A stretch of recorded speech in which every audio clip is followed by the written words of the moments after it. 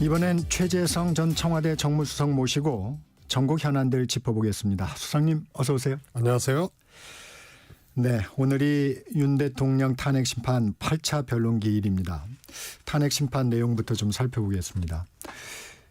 탄핵 심판에서 진술 오염 주장도 좀 있고 또 검찰의 공소장하고 좀 다른 진술들도 좀 나오고 있습니다. 헌재가 검찰 조서를 증거로 사용할 수 있다고 얘기하고 있는데 이 부분은 어떻게 보세요? 뭐 그거는 일종의 하나의 이제 결정적으로 뭐 그것이 네. 헌재 이 탄핵 소추 과정에 결정적으로 작용한다기보다 보조적으로 작용을 한다고 보여지거든요. 네. 사실 이번 탄핵 심판은 매우 심플해요. 계엄이 전시와 사변에 준하는 그런 상황이 뒷받침돼서 계엄이 선포가 됐느냐. 네. 요게 핵심이거든요. 그리고 실제로 선포가 됐잖아요. 그리고 병력이 움직였고 그 선포된 이후의 것은 제가 보기엔 부차적인 공방이거든요.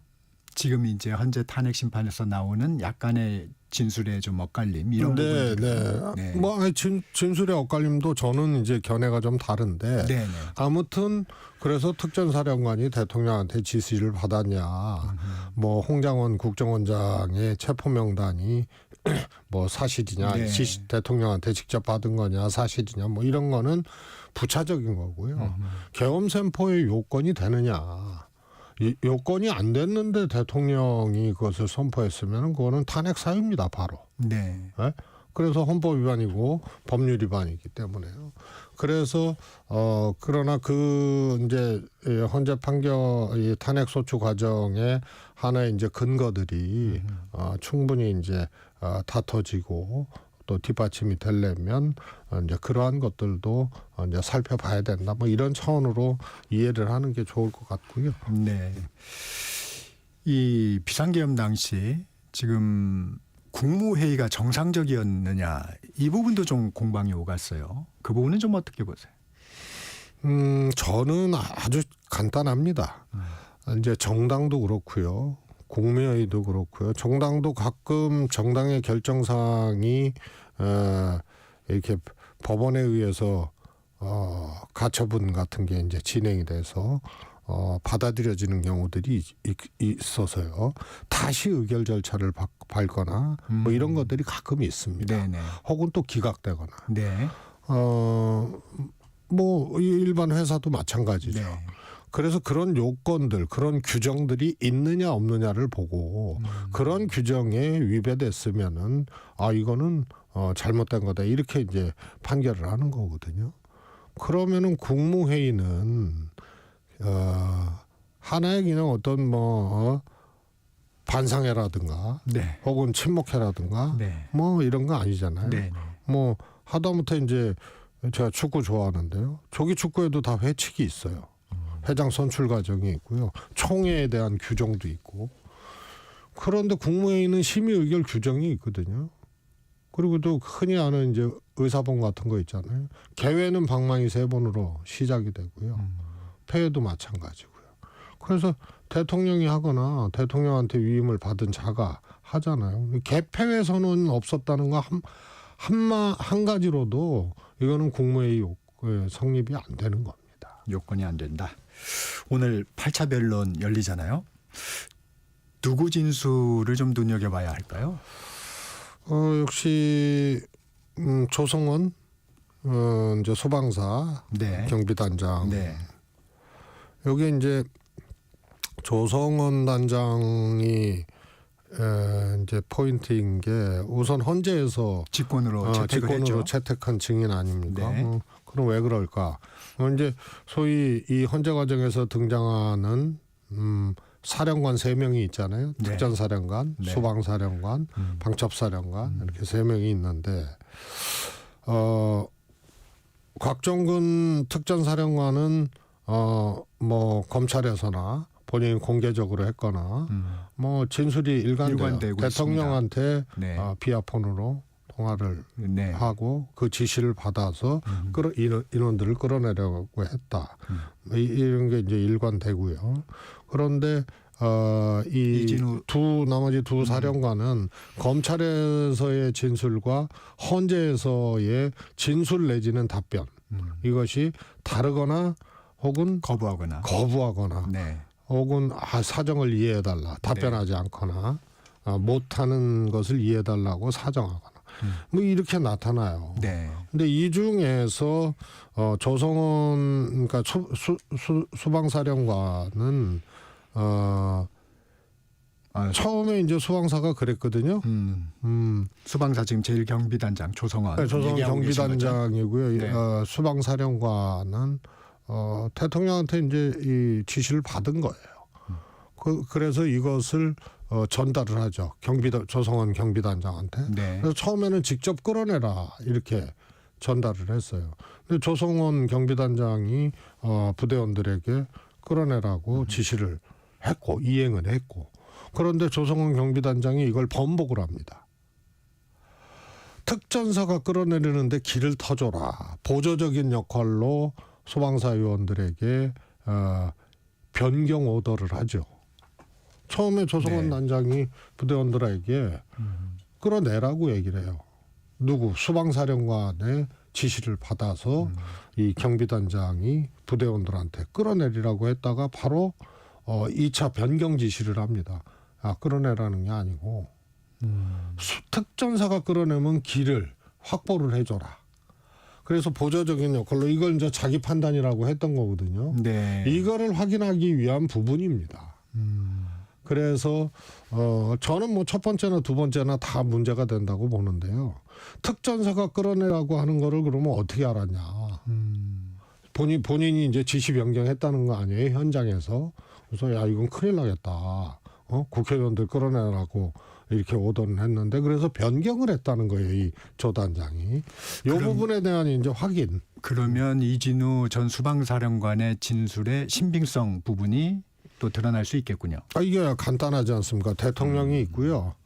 사령관이 있고 사전에도 개업 모의를 했고 네. 대통령하고 그리고 직접 병력을 투입했던 아주 중요한 사람들이 특전사하고 이 수방사거든요. 그래서 여기서 본인 부하들한테 수방사의 경우에는 조 단장한테 수방사령관이 지시를 해요. 끌어내라고. 그러면 지금 대통령을 밝혀야 되잖아요. 대통령이 지시를 받았느냐 이건데요. 아니면 다 자기가 임의적으로 국회의원 끌어내라고 했다는 얘기예요. 수방사령관이. 할 수는 없죠. 예, 그래서 그 과정에서 사령관의 지시를 받은 자의 진술, 그 진술이 중요하고요. 특전사는 뭐 그런 것이 딱 맞아 떨어져요. 예? 특전사는. 그런데 이 수방사는 수방사령관이 헌재에 나와가지고 주로 답변을 거부를 했죠. 포인트는 두 가지입니다. 대통령의 지시를 받지 않았다. 네. 요렇게 이 검찰과는 좀 다른 얘기를 했고요. 네, 그렇습니다. 그다음에 나머지는 그것을 헌재에서 이제 캐묻고 질문을 하니까 나머지는 답변을 안 하는 걸로 그렇게 피해 갔단 말이에요. 네. 그러면 이 수방사령관의 지시를 받은 조 단장의 지시 내용을 확인을 할 필요가 있는 거예요. 그렇군요. 오늘 관심 있게 좀 지켜보겠습니다. 헌재가 지정한 변론기일 오늘까지입니다. 국민의힘에서는 헌재 공정성 여부를 계속 제기하고 있는데 추가 변론기일 수석님 어떻게 예상하세요? 저는 이렇게 헌재 과정을 지켜봤지만요. 너무 속도가 빠르다. 네. 뭐 이런 얘기들을 하잖아요. 하고 있잖아요. 네. 근데 전혀 그렇지 않거든요. 노무현 대통령은 총선에서 열린우리당이 이겼으면 좋겠다라는 취지의 얘기를 했다가 국회에서 탄핵돼 버렸거든요. 네. 그리고 이제 헌재가 갖고 기각이 됐죠. 그거 딱 사안 하나예요. 박근혜 대통령은 매우 복잡하죠. 그 딱 중간쯤에 윤석열 대통령 탄핵 소추가 있다고 생각을 하면 됩니다. 네. 그래서 노무현 대통령 때는 2달, 박근혜 대통령 때는 3달이었는데요. 딱 그 중간쯤에 이제 해당이 되는 거기 때문에 네. 적절하고요. 지금 이제 8번째인데 하루 10시간씩 하거든요. 그럼 보통 일반 형사 재판하면요. 격주도 힘들어요. 재판이. 그런데 이제 매주 한두 번씩 하고 죄송합니다. 그래서 이런 과정들이 보면은 다른 재판은 한 번 10시간씩 하면 3배쯤 하는 거거든요. 종일 심리, 집중 심리를 하게 되면. 네. 그래서 이미 뭐 한 30번의 재판을 한 셈이에요. 8번을 한다는 의미는. 그러면은 격주간 열리면은 1년 정도 했다는 얘기거든요. 그런데 말씀드렸지만 이거는 사안이 사실은 그렇게 복잡한 사안이 아니거든요. 아까 말씀드렸잖아요. 계엄이 이게 헌법에 혹은 법률에 맞느냐. 요게 이제 핵심이거든요. 그리고 그 계엄 이후의 상황에 대한 것은 좀 부속적인 거예요. 그래서 탄핵 심판은 계엄 선포 하나로도 이거는 진행할 수 있을 정도의 사안이기 때문에 노 대통령과 박근혜 대통령 경우에 한 중간쯤에 해당하는 사안이고요. 네. 그 속도전이라는 말은 동의하기 힘들다. 이런 부분을 좀 말씀을 해주셨습니다. 윤 대통령 탄핵 심판 그러면 변수는 좀 없을까요? 그 마은혁 헌법재판관 후보자 임명이라든가. 그래도 대한민국이 이제 87년 이후에 이제 헌법재판소 체제가 들어서고 네. 법치국가 아니에요. 박근혜 대통령 탄핵을 상기해 볼 필요가 있어요. 그 전 정권이 어디였죠? 이명박 정권이었거든요. 그래서 헌재 구성원은 야당 추천목 2분을 빼고는 다 보수적인. 그래서 그때 민주당에서 우려했던 게 보수적인 성향의 헌법재판관들로 이 다수가 구성돼 있는데 이거 기각되는 거 아니냐. 이런 이제 우려들을 했는데요. 만장일치로 했거든요. 그렇죠. 그래서 법을 따지는 분들이에요. 헌법을 따지는 분들이기 때문에 거기에 위배한 윤 대통령의 행위냐 아니냐 이것을 따져서 인용과 기각 여부를 결정하는 거기 때문에 네. 그거는 보수든 진보든 이제 헌법의 기준에 대한 아주 보편적인 상식이 작동할 수밖에 없는 구조라고 보고요. 그래서 만약에 요즘에 전한길 씨, 네. 예? 역사학자, 한국사 강사. 학자는 아니죠. 네. 하여튼 이분이 얘기한 대로 신을사오적 얘기를 했잖아요. 헌법재판관들 마은혁 아직 임명되지 않은 사람 포함해서. 근데요, 저는 반문하고 싶어요. 네. 만약에 탄핵 결론이 인용으로 만장일치로 나게 되면 그러면은 을사팔적이 되는 거예요. 윤석열 대통령이 임명한 재판관 포함해가지고. 그래서요, 저는 좀 만장일치로 날 가능성이 높다고 보는데요. 그러면 뭐 7대1로 예를 들어서 났다. 그러면 을사칠적이 되는 겁니까? 보수적인 재판관이 만약에 탄핵 인용 의견에 동의를 했으면 그러면은 그것도 또 을사 6적, 7적, 8적 되는 거예요. 그래서 저는 지금 최근에 그런 논란이 판사 개인의 추천 경로나 성향까지 문제가 됐으면요.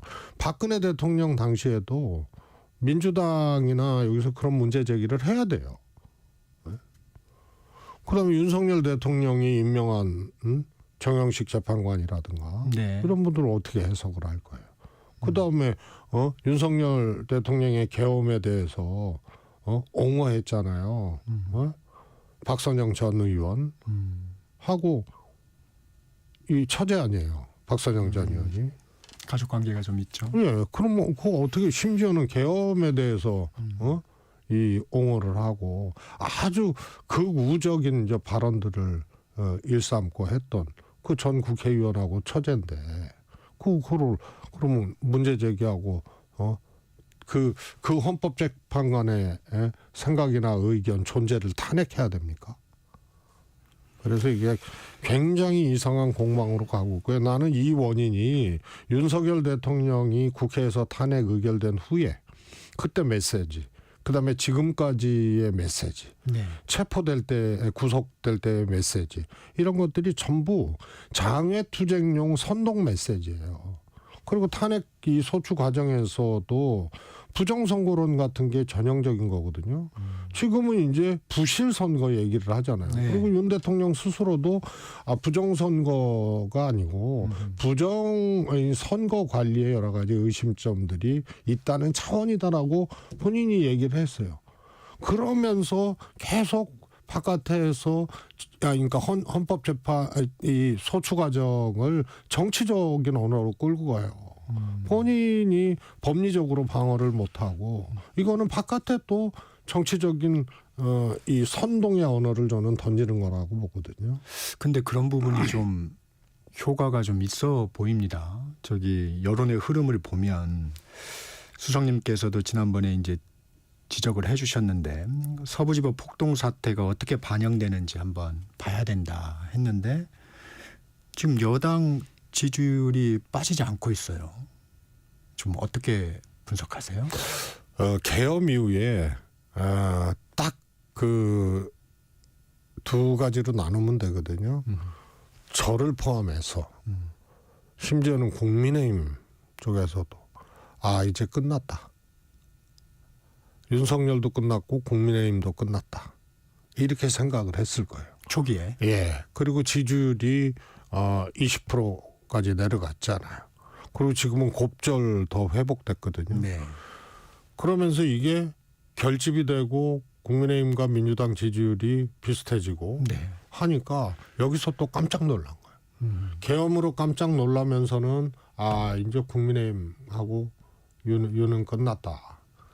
그런데 지금 깜짝 놀라기 시작한 거는 이게 지지율이 반등하고 보수가 결집하고 깜짝 놀란 거예요. 그리고 뭐 대구 이런데 엄청난 인파가 모여서 그렇죠. 탄핵 반대 집회를 네. 하고 그래서 그 인파에 또 놀란 거죠. 근데 여기 숨어 있는 게 있어요. 박근혜 대통령 탄핵 학습이 하나 있죠. 네. 탄핵은 대선이다. 조기 대선이다. 그래서 계엄은 계엄이고 대선은 대선이다. 이게 작동해서 보수를 결집을 시킨 거고요. 그다음에 하나는 윤석열은 윤석열이고 이재명은 이재명이다. 이게 탄핵은 조기 대선이라는 얘기는 윤석열은 이제 다시 후보가 되는 사람이 아니잖아요. 네. 그래서 윤석열은 뭐 탄핵이 되든 안 되든 이제 끝난 거고. 네. 다음 후보는 민주당은 이재명 아니냐. 네. 그래서 계엄은 계엄이고 대선은 대선이고 대선이 되면 반대쪽에 이재명이네. 그래서 이게 이제 정치적으로 결집하게 된 하나의 이제 경험적 결과가 그렇게 네. 나타난 거라고 저는 보고요. 근데 거기에는 늪이 있죠. 이렇게 많은 인파가 모이고. 근데 이게 장외에서 주도를 하잖아요. 거기에 막 11명의 대구 국회의원들이 가고 경북 도지사도 가고 뭐 신났죠. 그러나 이걸 바라보는 일반 국민, 그다음에 중도층 이런 분들은 거기서 이제 계엄 옹호당이 된 거고요. 윤석열 대통령하고 거리두기를 해야 되는데 이제 아마 탄핵이 되면 거리두기를 할 겁니다. 네. 그런데 그 탄핵이 되고 거리두기 해도 지금의 국민의힘의 장면들 있잖아요. 네. 이런 것들은 윤석열 대통령하고 거리두기가 아니고 윤석열 그늘 아래 손잡고 면회 가고 탄핵 반대 집회 가고 뭐 이런 것들이 잔상들이 아주 선명하게 남아 있기 때문에 한계로 작동할 거예요. 그래서 가면. 여기 빨간불이 켜진 거예요. 조기 대선에서 만약에 본인들이 이제 재집권을 하려고 하는 네. 그런 상황이면 빨간불이 켜진 거고요. 민주당도 사실은 빨간불이 켜진 거죠. 그래서 양당 다 제가 51대 49 게임이라고 얘기를 하는데 네.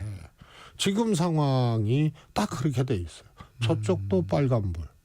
중도층이나 이 합리적인 분들의 확장 합리적인 분들로의 확장 내지는 지지를 받을 수 있는 그런 것을 지금 차단하고 있는 행보들을 지금 국민의힘이 하고 있는 거예요.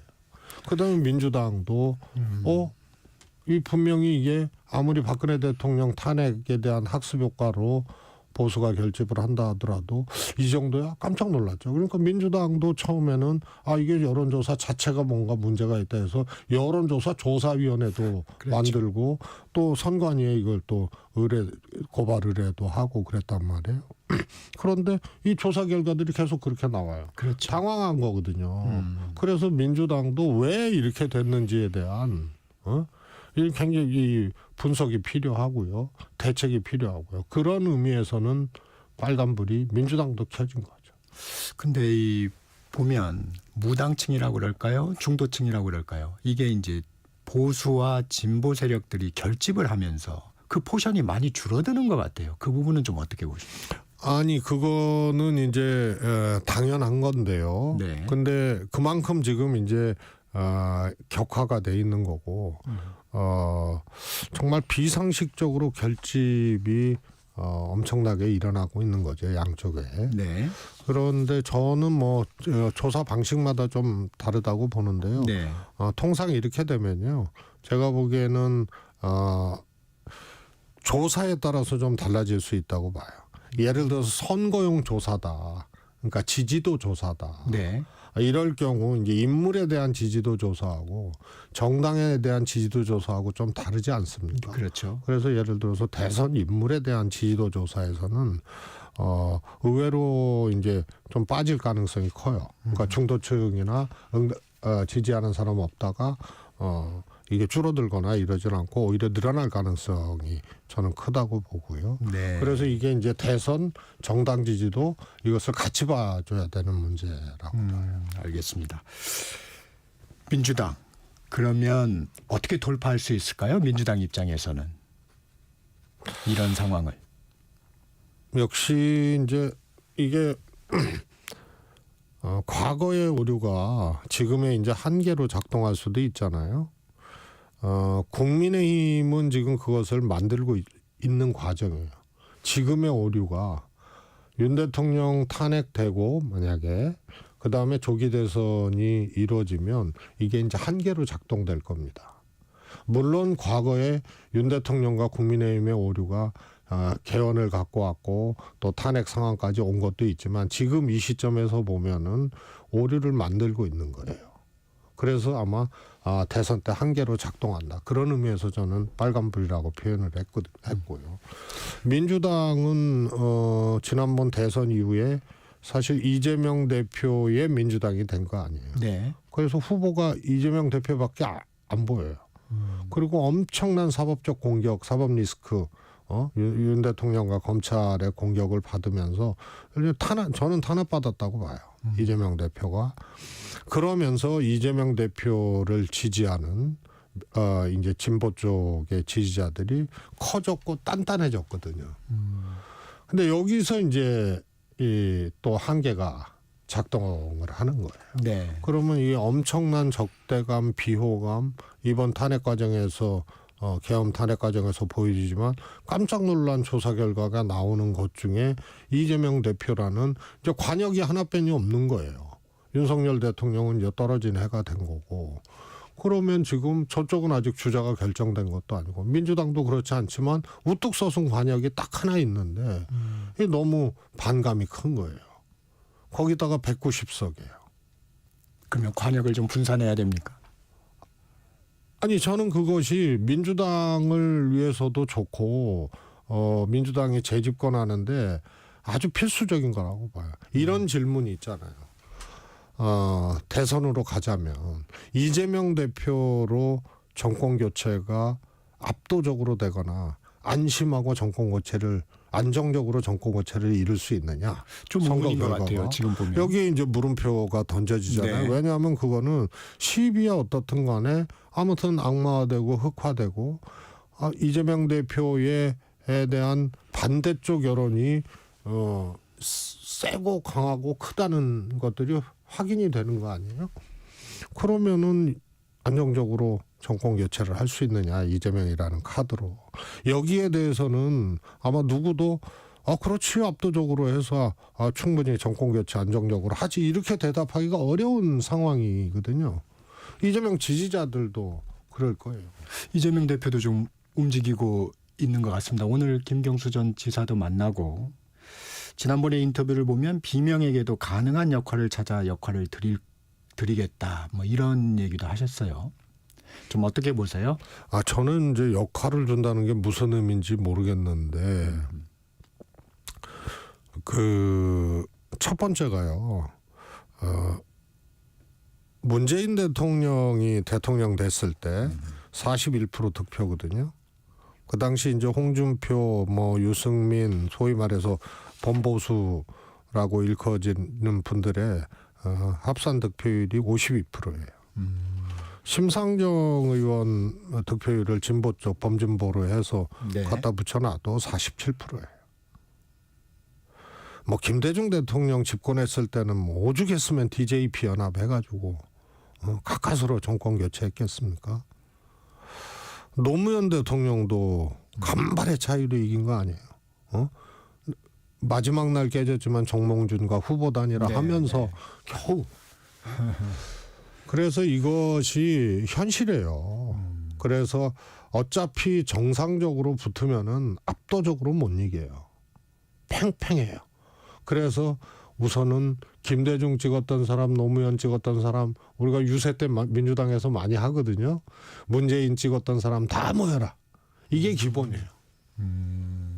그래서 통합해야 되는 거예요. 그래서 우리의 총량들을 극대화시켜 놓고, 진보의 총량을. 그런데 이게 이제 통합이 안 되잖아요. 이런저런 이유로. 저는 뭐 탈당한 사람들 잘못됐다고 생각을 해요. 민주당에서 총선 때 뭐 탈당하고 이런 사람. 동의할 수 없어요. 그러나 지금 정동영도 탈당했다가 들어오고, 정동영 장관도. 그다음에 이현주 의원도 그런 거 아니에요?